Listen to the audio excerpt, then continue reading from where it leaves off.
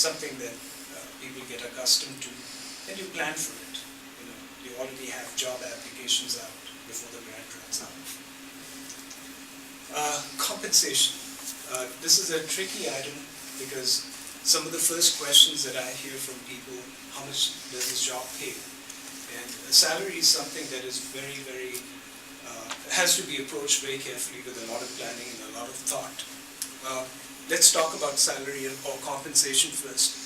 Sometimes it's discussed in terms of monthly or a yearly amount. Sometimes it's discussed as an hourly rate. Remember we talked about exempt and non-exempt people. Most exempt people will receive a salary offer on a monthly basis or a yearly basis.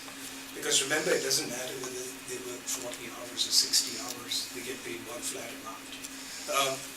Hourly workers, which are generally non-exempt, they receive salary on the basis of number of hours that they work. So that's the distinction there. In order to understand how much your job is worth, a certain amount of research needs to be done. There's several different websites. I think Lisa shared some with you. Salary.com is a good place. ONET, O-N-E-T, is a government website that's really, really good, which has a lot of discussion around career planning. I do believe it's onet.org, but this is something I can email and share with you as well. So you can go in there, and can anyone share your ideas of what kind of a job you would like to do once you graduate? It can be anything, or you can name one or two options. I would be a math teacher. A math teacher, excellent. So the questions now are, do you want to be a math teacher in a city school or in a suburban school, or do you want to go out in the rural countryside? In a city school. Great. So when you're going to approach them for employment, very often they'll have a range, salary range already posted, a minimum and a maximum. So it's good for you to know, as a first-time teacher, entering the profession, what are you worth? So if you go into salary.com or ONET and do some research, what does a math teacher make? Now, you may have, for example, some student loans to pay off, and you might say, yeah, that one's a tough one. Maybe I should look at a private school for my first. I make a little more money, pay those off, then go back. Hypothetically, I would go where your heart takes you. That's more important.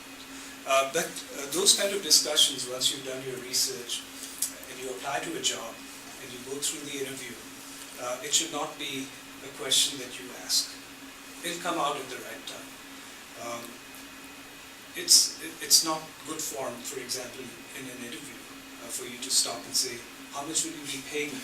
Because remember, the employers are very, very selfishly looking only at what you can do for them. They're not worried about what they can do for you yet. But it'll come out. Obviously you're going to receive a job offer. Very important to consider is total compensation. In HR, we call it total rewards. It's everything. Salary, benefits, other fringe kind of advantages that you might have. So if people write you just a check for your salary and don't do anything else for you, you have to buy all of those things out of that money. So for example, if you don't get health insurance from your employer, so all of a sudden now you have to spend several $100s a month to get your insurance. So let's just say, what do you get when you work at Pitt? You get an excellent health insurance plan, you get a retirement plan that's totally awesome. You get to ride the buses free. So when you add these things together, they may pay a little less than somebody else, but you look at the total package, that's how you decide whether this is a good opportunity for you or not. So there's a lot going on. So sometimes I'll get a reaction from especially young people coming into research areas. My gosh, you offer me $11 an hour. My friend makes more than that in Wendy's. But you have to see, how is their job going to progress? What are the future opportunities? So you must always look for advancement. One of the things that I always tell people, look for an organization where you can grow, where you don't have to quit every time you want to change your field or your occupation. large employers have, by definition, a lot of different areas. So let's say in 5 years' time, you get tired of teaching math and you want to do something else.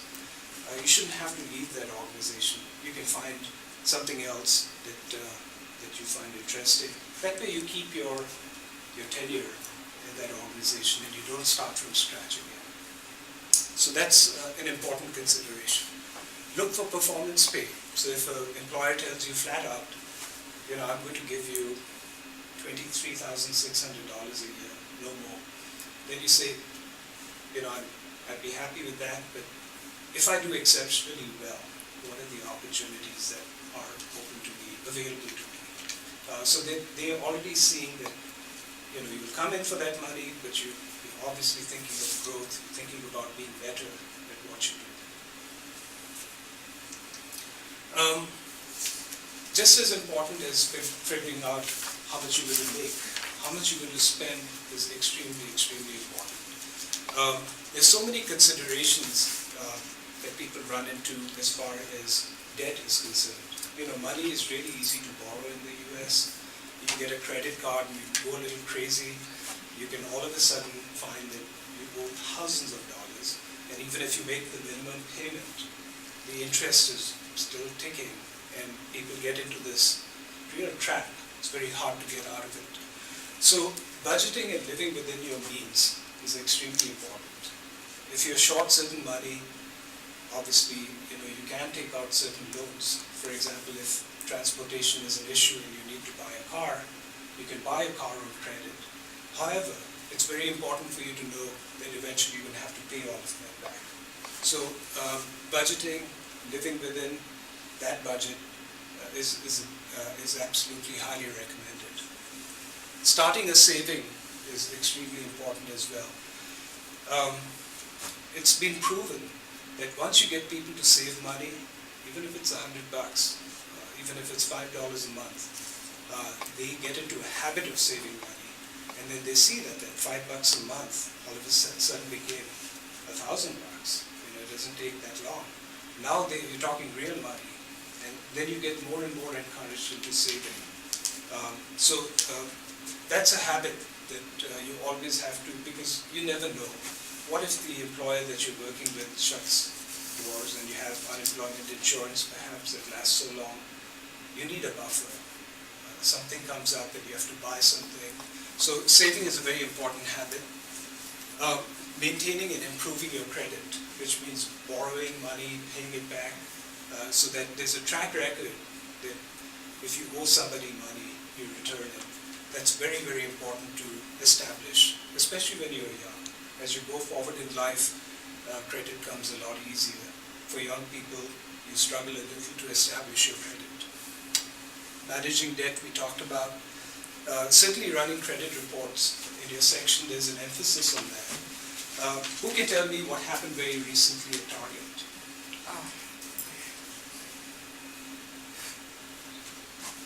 Wasn't there a security breach? Absolutely. I don't know the details, but people got the money from people's credit card payments that they had on layaway and Exactly. got purchased. Right. Yeah. So when I went to buy my house, my first house, and I walked in, and they were shaking their heads and saying, "You owe this dentist in Atlanta $500." And I said, "I've never in my life been to Atlanta."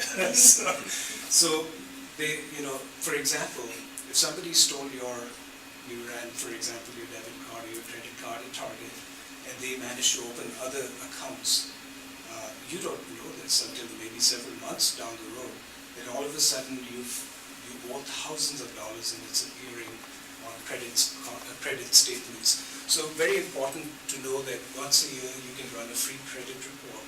The government has put that into law. So it's a very good idea to check. And you'd also see some interesting things in there. Maybe there's that $10 copay that you had on one of your doctor visits that you thought you had paid. Well, it got turned into collection and you didn't know about it, and now it's on your credit report. So it's important to check that. When you are in an organization, you should constantly be in the mode of how do I progress. Very recently there was a huge discussion about how you have to wait 20 years, 30 years sometimes in an organization to reach the top. There was almost a structured thing, where you're going to be an assistant manager for 4 years, then you're going to be an associate manager for 5 years, and then you're going to be a manager for 4 years, and then you become senior manager. So there was a progression that was very clearly documented, so people knew, well, I'm going to go in here and 30 years from now, I'll be at the top of the heap. But things have changed. Now, performance is getting rewarded. So you can proceed through things very quickly. And it's very important for you to constantly plan on how you can proceed in your career so you can retire by the time you're 27. It's very important just for your own professional development constantly to look for opportunities where you can learn new things. So career planning and development. Career planning is looking at your skills, looking at what you like, really doing a total inventory. I like to do this, I have these skills. What do I need to do my dream job, which is the next level? Who are the organizations, who are the people that I need to know and interact with and learn more so that I can develop and go to the next level? It's a very conscious thing. Employers don't do it for you. So most employers will offer you professional development opportunities. Career development is your responsibility, and that should be done constantly. Professional development, these are things that you can do in terms of education, in terms of training, online courses. It comes in so many forms. Even, for example, joining a group that does certain things that help you in your career. So all of those are professional development opportunities.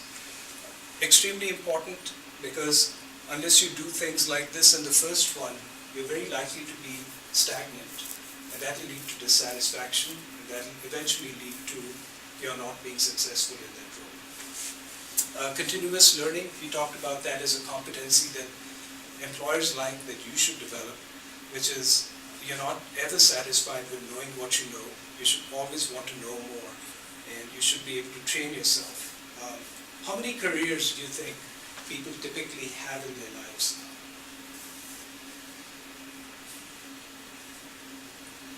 Go ahead. 5, 6. 5 to 7. Yeah, sure. I think I'm on my 7th career right now. So, and this is how your lives are. It's going to be maybe even more than that.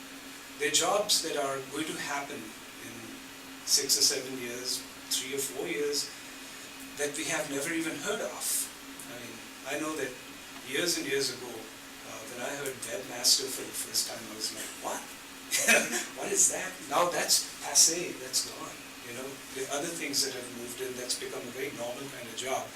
So just as technology changes the world, you're going to get jobs you've never heard of that will come up, which means there's constantly a need to reinvent yourself and to keep refreshing your skills. Networking. I can't stress this enough. This is one of those things where people can receive a lot of help and assistance in developing. So if you're out and about, if you connect with like-minded people, or you connect with an industry that that you aspire to be part of, you manage to make a lot of progress as opposed to sitting behind a computer and just doing searches. Even getting jobs, very often people used to say that, well, I applied to 200 jobs in Monster this weekend. Well, that's really not going to help. Your chance of getting a job like that are very slim. If, on the other hand, you volunteered somewhere and you went and worked in an organization, even every Saturday for 3 or 4 months, you met people, you made connections. Looks great on your resume. You've also met the kind of people who can give you help with your career. So networking, getting out there, meeting people is very, very important. You've got great tools. You've got Facebook, you've got LinkedIn, but those are great for starting the conversation. You still need to go and physically connect with people. I drew a chart here which is very interesting because it helps you think creatively. How am I going to, I put up a chart. It's actually a very nice research that was done by an organization. that went to an actual workplace, and they looked at the formal hierarchy in their organization, and they looked at what's called the informal structure. The reason I'm putting this up is, you don't have to connect with the president of an organization or somebody who's managing the whole enterprise. You have to connect with the right people. So, in this example, Cole, he's actually pretty way down the whole, the hierarchy, the structure. He reports to a bunch of people, finally goes all the way up to senior vice president. But when they ran the connections that Cole has with the rest of the people in the organization, they found that Cole had so many different linkages to people that if you knew Cole, you would know half the company.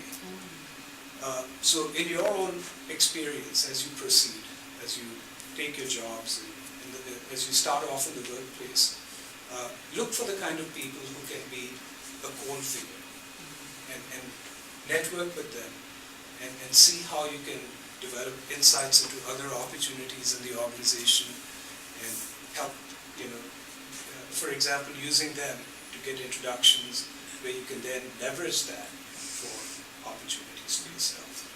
So this is an interesting way of saying you never know how you're connected. Who knows about the degrees of separation? So the world is so interconnected. How many of you have LinkedIn accounts? You must do that. So Facebook is great for your friends. LinkedIn is what you do when you're serious about your career, about the workplace. If you can set up an account, start joining groups, start connecting with people, and then sort of understand how that whole workplace networking works, and then leverage that. So when you're ready to make your move, you have bunches of people you can talk to for advice, for informational meetings, and for introductions. This is quick. It was a run-through. We tried to cover a lot of ground. So what are some of your thoughts? What are some of your questions on the workplace? How many of you have a part-time job right now? Great. Is it in the kind of area that you hope that you can work in the future, or is this just so that you can have something to do? It's the latter for me. I mean, it's a little bit. I work for the continuous training for UPMC. Okay, good. So, and I'm trying to get into the health information management program. Fabulous. So there's a little bit of connection there, but Right. not direct. So you're very well placed to do networking, to do some kind of career development, take some advice, make friends, make connections, so that you can develop that into a future career. And there's nothing wrong with bridge jobs, with doing things, because there's a lot of dignity in working and receiving money. It's a very, very important thing. It gives you self-worth, it gives you value, it gives you training, then you know in a workplace how things work.